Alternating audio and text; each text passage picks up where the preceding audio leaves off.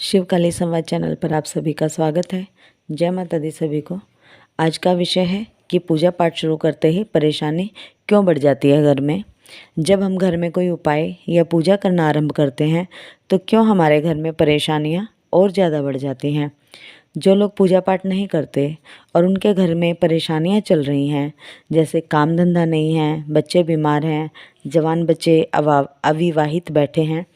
लड़ाई झगड़े होते रहते हैं घर में, ऐसी परेशानियां जिनके साथ हैं वो लोग कहीं किसी दरबार से या चौकी से जुड़ते हैं, जहां उनके साथ क्या क्या परेशानियां चल रही हैं, किस कारण से परेशानियां चल रही हैं वो देखा जाता है और उसका उपाय बताया जाता है। जिन उपायों को करने से परेशानियां और बढ़ने लगती हैं कम होने की बजाय, यानी कि जब दरबारों से या चौकियों से बताई गई पूजा पाठ या उपाय करना आरंभ करते हैं ऐसे लोग, तो उन्हें लगता है कि परेशानियां कम होने की बजाय और ज़्यादा बढ़ गई हैं। ऐसा होता इसलिए है कि जब हम किसी चौकी या दरबार में जाते हैं और पूछा लेते हैं, पूछा में चौकी या दरबार के भगत देखते हैं कि आपके घर में क्या दिक्कत है, क्या परेशानी है, और फिर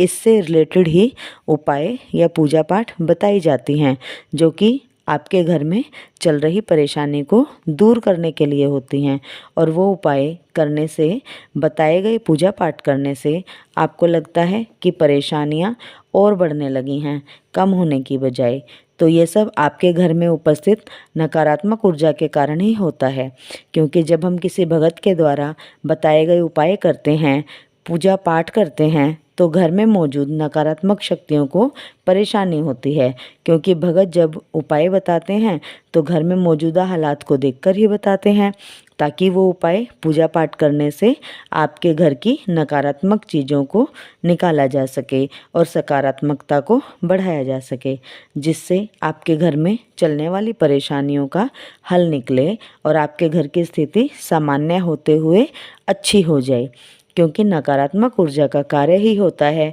आपके घर में परेशानियां पैदा करना। और यदि आप किसी के बताए अनुसार पूजा पाठ करना आरंभ करते हैं तो उन्हें, यानी कि नकारात्मक ऊर्जा को असहज महसूस होता है, नकारात्मक ऊर्जा के पैर उखड़ने लगते हैं आपके घर से। यदि आप वो पूजा, वो उपाय लगातार करने लगें तो नकारात्मक ऊर्जा को आपका घर परिवार छोड़ के जाना ही होगा। इसीलिए वो आपको डराने धमकाने के लिए ऐसे समय में और ज़्यादा उत्पात मचाना आरंभ कर देती हैं, ताकि आप घबरा कर पूजा पाठ करना छोड़ दें, किसी भगत या दरबार से बताए गए उपाय करना छोड़ दें। कई लोग ऐसी अवस्था में भयभीत होकर उस दरबार या चौकी पर ही जाना बंद कर देते हैं और कहते हैं कि वहां जाने से हमारे घर में और ज़्यादा परेशानियां होना शुरू हो गई थी, या फिर उनके बताए गए कार्य करने से हमें और ज़्यादा दिक्कतें आ रही थी, तो हमने वहां दरबार में जाना छोड़ दिया, उपाय पूजा पाठ करना सब छोड़ दिया है। और यही सबसे बड़ी गलती होती है आपकी ऐसी अवस्था में, क्योंकि कोई भी भगत आपको आपके घर में चल रही परेशानियों का हल ही बताता है, ना कि परेशानियों को और बढ़ाने का। भगत जो होते हैं वो अपने बताए गए उपाय या पूजा पाठ के द्वारा आपके घर में सकारात्मक ऊर्जा का संचार करते हैं, जिससे आपके घर में मौजूद पहले से स्थित नकारात्मक ऊर्जा को बुरा लगता है। यदि सकारात्मक ऊर्जा बढ़ेगी आपके घर में तो परेशानी तो नकारात्मक ऊर्जा को ही होगी ना। तो ऐसे में नकारात्मक ऊर्जा और प्रचंडता के साथ आप पर प्रहार करती है और बीमारियों को बढ़ा देती है आपके घर में। लड़ाई झगड़े और बढ़ जाते हैं आपके घर में। धन हानि कराती है नकारात्मक ऊर्जा, यानी कि घर का माहौल और ज़्यादा खराब करना शुरू कर देती है वो गलत ऊर्जा,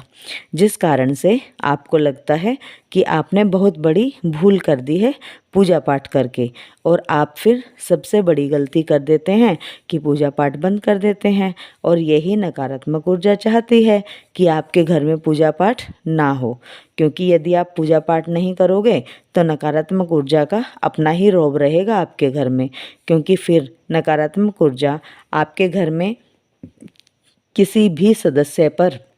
अपना प्रभाव दिखाएगी, मज़े से शरीर में रहेगी, सोने का, खाने का, मज़े से रहने का आनंद वो लेती रहेंगी, शरीर का आनंद लेती रहेगी। तो ऐसे में आपको करना क्या है कि पूजा पाठ बिल्कुल भी बंद नहीं करनी है आपको अपनी पूजा पाठ लगातार जारी रखनी है, चाहे परिस्थिति जो भी हो। यदि आप बिना रुके अपनी पूजा पाठ जारी रखेंगे तो नकारात्मक ऊर्जा चाहे कितनी भी प्रचंड क्यों ना हो, प्रचंडता को छूकर उसे नीचे ही आना होगा, समाप्ति की ओर ही आना होगा और धीरे धीरे शांत भी होना होगा। कई जगह तो मैंने देखा है कि फिर वही नकारात्मक ऊर्जा ही सकारात्मक ऊर्जा में परिवर्तित हो जाती है और आपका साथ भी देती है हर प्रकार से। तो आप जिस